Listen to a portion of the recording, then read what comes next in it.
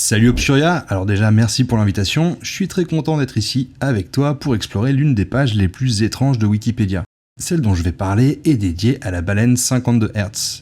Et c'est un sujet que je trouve fascinant. Déjà parce que les cétacés, en tant que tels, sont des animaux assez extraordinaires. Les dauphins ont notamment passé le test du miroir qui est un moyen de détecter si un animal a conscience de soi. Ils ne sont pas les seuls, cela dit, les éléphants d'Asie, une bonne partie des grands singes et même le corbeau commun et la raie manta ont réussi ce test. Un test que les humains eux-mêmes passent aux alentours de 18 mois.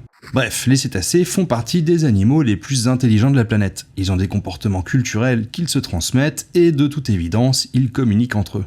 Toutes ces caractéristiques ont même poussé certains penseurs et philosophes à réclamer des droits de la personne pour ces animaux. C'est le cas de Thomas White, notamment dans son livre In Defense of Dolphins, dans lequel il affirme qu'on devrait leur accorder le droit à la vie, autrement dit en s'arrangeant pour ne pas les tuer, volontairement ou accidentellement, ainsi que le droit à la liberté, en n'autorisant pas à ce qu'ils puissent être enfermés et exploités dans des parcs aquatiques. Bref, je m'écarte un peu du sujet, mais c'est pour mieux y revenir. Les cétacés montrent des comportements qui les rapprochent de notre propre condition d'être conscient et intelligent. Comme je disais, ils communiquent entre eux, entre individus au sein d'un même groupe. Et dans le cas des baleines à bosse, des baleines bleues et de plusieurs autres espèces, cette communication passe par de longues vocalisations. Ce sont les fameux chants des baleines, qui traversent les océans sur des centaines, parfois même sur des milliers de kilomètres. Alors, on comprend encore mal la manière dont ces chants s'articulent et à quoi ils servent exactement.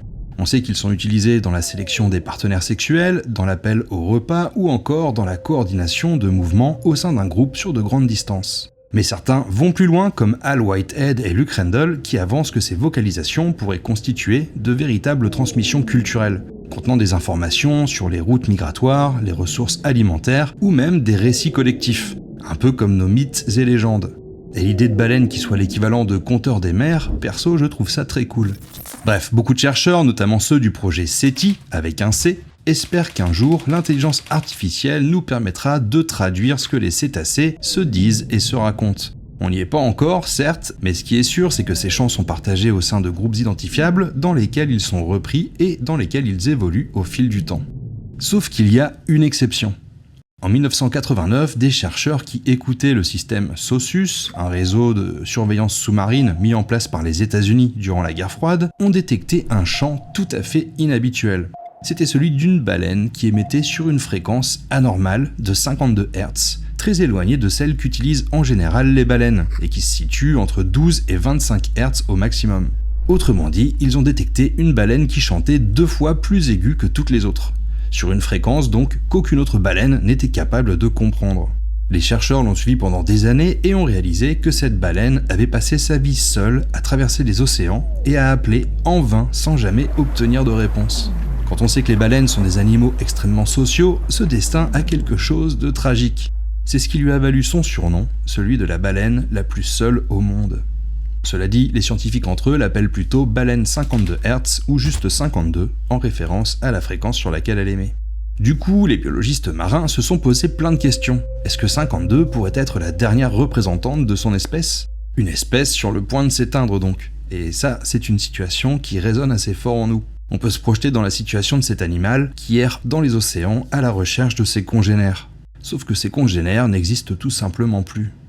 Intrigués, les chercheurs ont donc essayé d'en savoir plus, et pour cela, ils l'ont écouté et suivi activement pendant 12 années, en traquant ses déplacements dans le Pacifique Nord.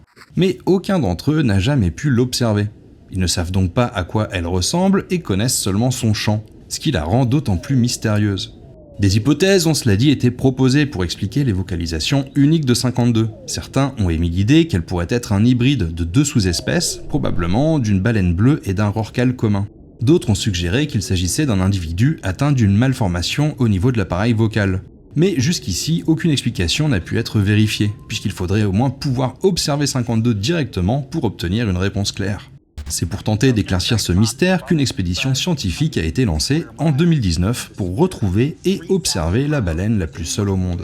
C'est l'objet du documentaire The Loneliest Whale, The Search for 52, qui est sorti en 2021. Malheureusement, malgré la détection répétée de son chant, ils n'ont pas réussi à l'apercevoir directement.